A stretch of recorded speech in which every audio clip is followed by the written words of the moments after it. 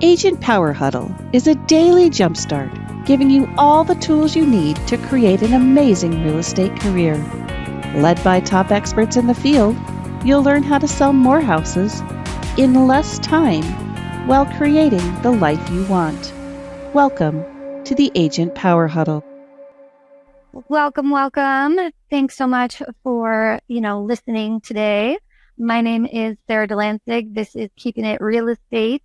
And today, we are going to do our usual affirmations, maybe a little bit of visualization. I feel like we can all visualize the interest rates coming down and visualize, closings and great conversations with new clients and things like that. Then maybe it'll start happening for some of us that it hasn't been happening for. So don't do that if you're driving while listening to this, though. But don't close your eyes. But you can imagine it in your mind, right? So. But the topic that we have today is how to lead with values, not rules. And this came from Layla Hermosi, who I am just starstruck by. I am not usually starstruck, to be honest with you. But when I listened to Layla Hermosi and Alex and Ed Milet, those are my top three. And actually, I already chose to do this topic based off of Layla Hermosi's newest post on her YouTube channel. And that session was called Just So You Guys Know, because it is absolute fire and it's only 15 minutes long. And I just highly recommend it. It's called How I Managed 120 Employees at Age 24 Without Losing My Mind.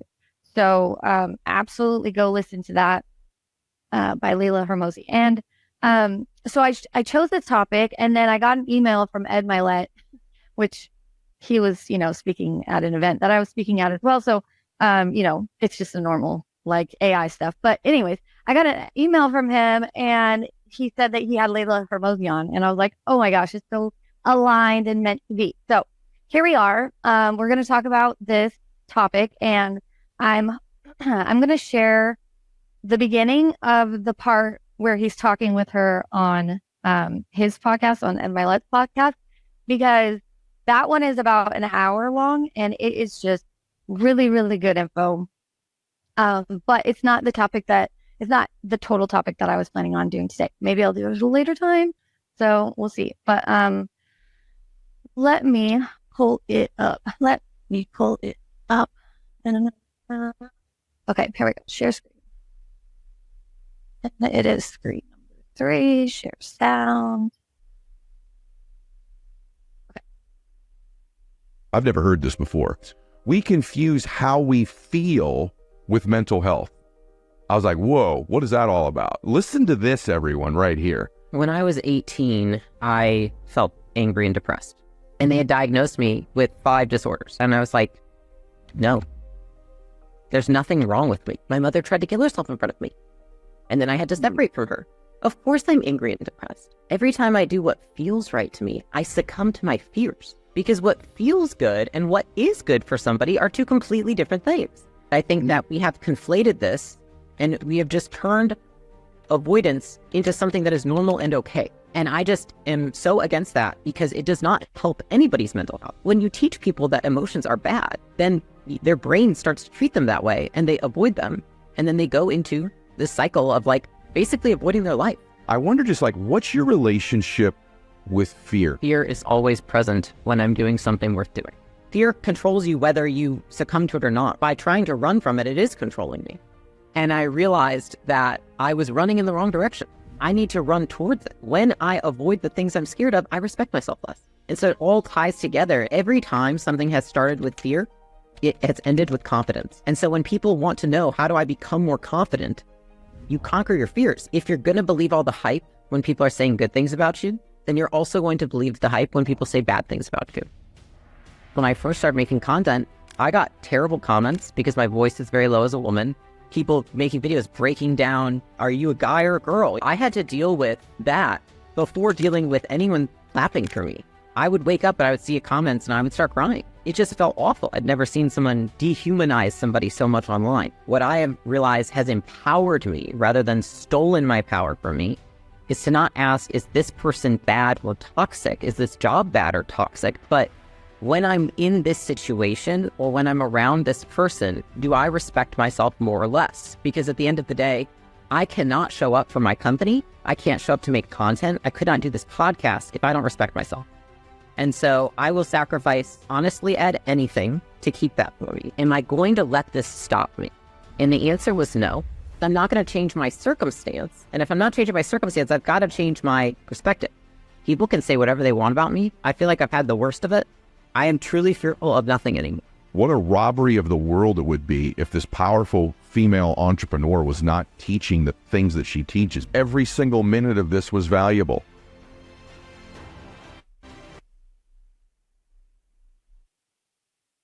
Okay, so I thought that was really impactful because she was talking about running towards fear. And if you listen to the whole podcast or watch it or whatever, she talks about how she envisioned fear as a friend or something she carried around in her purse. Like she had such a negative relationship with fear that it was impacting her life and causing anxiety and, depression and other things. Not just because of that, but the fear stemmed from something else. And she kind of goes into it.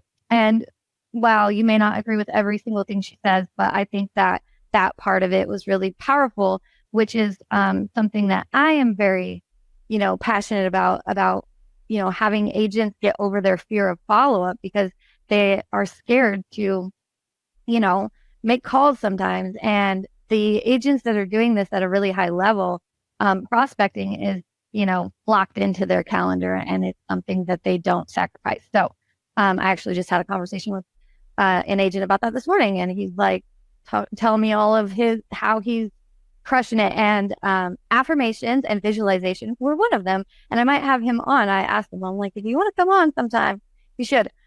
So we'll see. But for now, I'm going to go ahead and go through some of these affirmations that I found today. I'm going to do some different ones. I just kind of Googled like real estate affirmations.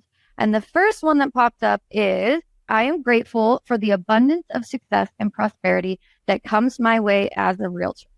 I acknowledge that my hard work and dedication has brought me to this point, and I look forward to many more years of successful real estate deals. I like that one. Short and sweet. I am attracting my ideal clients each and every day. I like this one. Money flows effortlessly towards me. I'm always open to receiving. I am generous. My skills speak for themselves. I am seeing business growth every day. I am always learning. Customers value me and my services. I am hardworking and it shows. I am valuable. My wealth, business, and success are abundant. So those are some affirmations that I think really help. And I hope that you all will do them despite how weird it feels to say that sometimes, because you got to start changing your thoughts to start seeing, things happen. And you'd be surprised what it can do. So there's the affirmations. And I also think that it would be nice to take just a minute, if you can, to close your eyes unless you're driving or doing something, that requires your eyes open. Close your eyes for a second and just visualize, a successful interaction with a new client that turns into, an offer, put on a home or a listing or something like that. Like whatever it is that would be really fulfilling to you right now. Visualize it, let it sink in, and try to feel that feeling of if it was really happening for you, So I think that is also a key piece of visualization, because you can't just sit around and think about things and, they're going to manifest. We have to also feel the feelings and do the things that create it. So you can't just sit on your couch all day, just let clients fall in my lap, and you never leave your house or make a phone call. So I would say visualize it, feel it, go out and get it. So those are my tips for that. So today's topic, again, is how to lead with values and not rules. And this hits close to home. I was always the right hand person of the owner of a business. So my first job was at Arby's, but my real first job was working for my dad, who owned a land surveying business. And so I was his receptionist, so, and then I actually became his receptionist. Then I became, my sisters took over the company and her husband, and then I became their, planning assistant and things like that. So, after that, I went to college, and then I went and I worked for someone else, and he actually owned 3 small businesses, in the Seattle area. One of them was a gym. One of them was a cabinet, like they made cabinets, and one of them was a glass company. And I was like right there doing all the things. I was a systems process analyst and a glass purchaser for him. So I had always seen small businesses my whole life. I have 5 siblings, 5 older brothers and sisters, and most of them own their own company. So naturally, I eventually started my own business as well. And for a while there, though, and then I was working at a real estate coaching and consulting company, and I ran a small, like a sales team. It wasn't small for like that industry, but like it's 10 to 20 salespeople, inside sales and outside. So I've run teams, like I've worked really closely with owners, but when I became an owner of a business, it hits different. And if anybody on here knows that, like, I mean, as a realtor, you are pretty much the owner of a business. Yes, you are a part of a brokerage and you have, laws and rules and things you have to follow. But as far as your time and your commitment, your effort and your passion and all of those things, like it's really up to you as an agent to take what you're given and run with it. Right. So, so that's why this might be more for team leaders or those of you that are solo agents, as you're growing your team and building out your team, this might be helpful. But I'm still learning how to be a team leader, and I make mistakes and I'm humble about it as much as I can be, but I'm a pretty confident person most of the time. But I've had this business for a little over 2 years now, and there are some things that you learn. And it's different when you're the owner versus when you're managing a team. So that's why I want to talk about these like this pyramid of how to build your business, not with rules, but with values. Because when you have rules, then sometimes there's things that are outside of the rules. Like Layla uses this example of if somebody comes in to a restaurant and you have a rule that you won't serve breakfast after 11 o'clock, right? Well, at McDonald's, they're gonna be like, no, we're closed down, that's the way it is. But the rule, if somebody comes in and they're like, hey, I want breakfast after 11 o'clock in a mom and pop place, and there's a rule of that, like they can shut it down and they can say, no, that's not happening. Or they can be more like, oh, well, the customer is always right. So you have to make sure that your rules aren't conflicting with each other. And I think she used a different example now that I'm thinking of it. I may have just messed up on that one. I think she actually said, oh, it's like, we don't provide refunds. That's what it was. She's like, you don't provide refunds. So if somebody comes up and says, hey, you messed up my burger, it's not what I ordered, I want a refund. And then the rule is, well, we don't give refunds, even though they made the mistake. Well, now they're in a predicament because that's the rule. So it's better to have values like speed is king, or,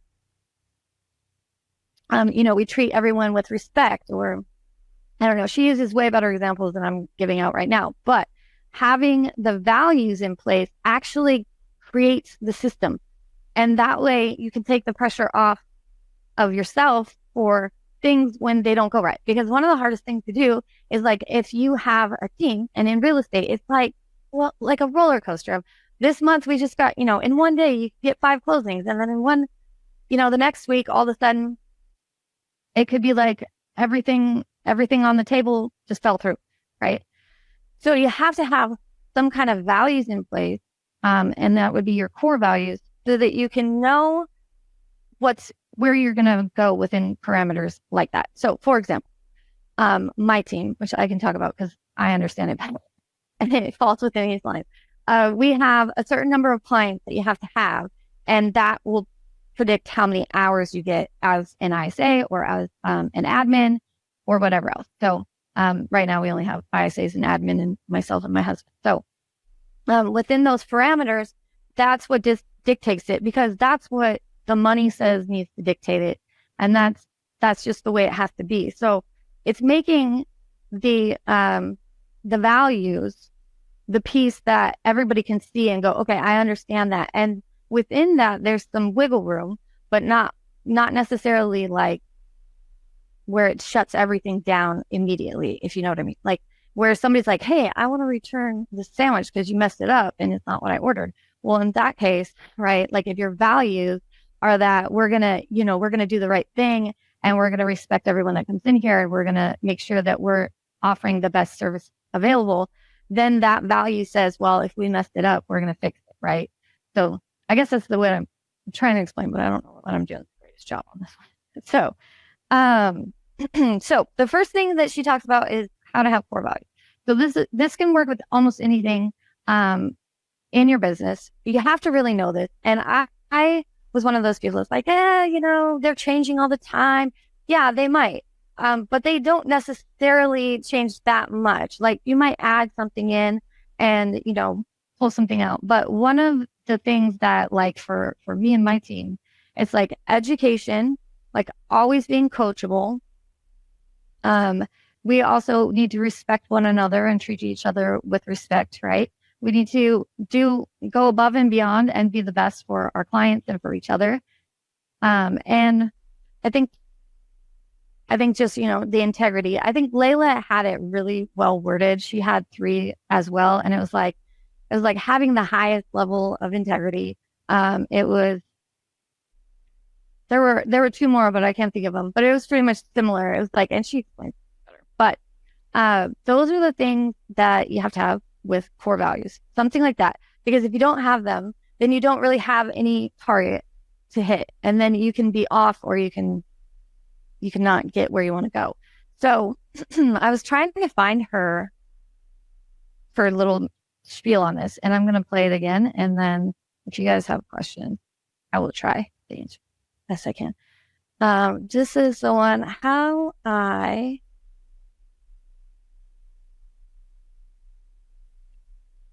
will get this one in here. Leadership 101. No, is it? Yeah, that's the one. Okay, let's share this. I have it in a certain spot. So get it right there. It's like right around 11. Where I want it to be. Okay. Share screen. Here we go. Okay. That's just more. Let's try this right here. Here we go.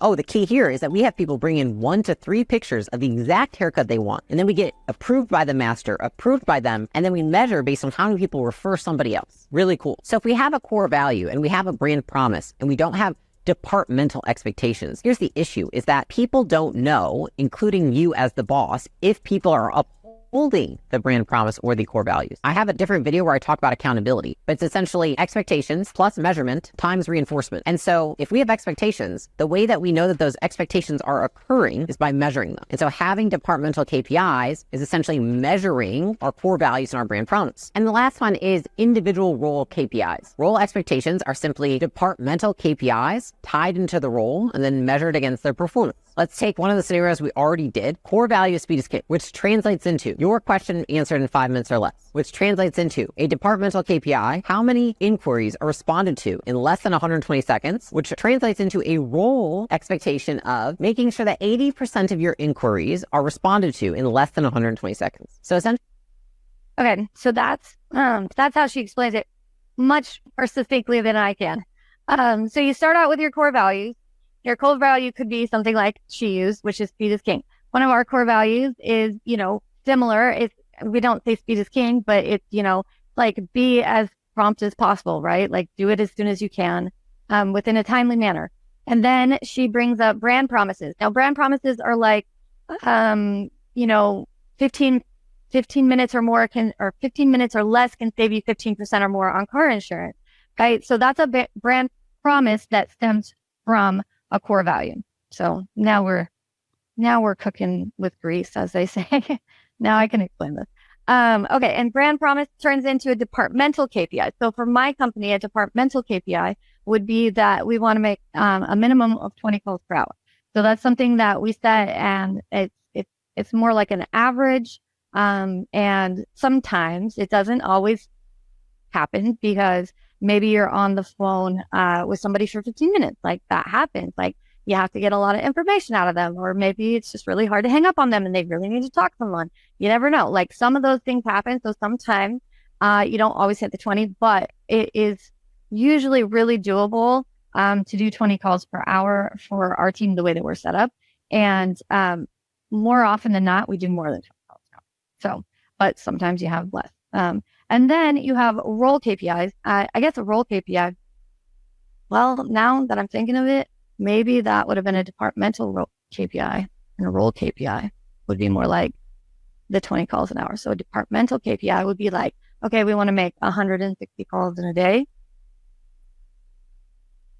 Something along those lines. But the point of this is that when you have values as your like guiding light versus rules, and this is like what I really gathered from this and am trying to explain. When you have that as your guiding light, then everyone has an understanding of where you're headed and where you're going and what you expect. And that way you can create the KPIs by, by expectation plus measurement times reinforcement. So the expectation is that we're going to make 20 calls an hour. The measurement is actually measuring it. And then you reinforce it by, just consistently doing the same thing, right? So those are our KPIs. I'm sure you guys have other KPIs, but I want to also throw this out here because I have worked with a lot of really high producing teams, and they all have systems in place. They have to. And when they don't, which they have to, I'll just put it this way.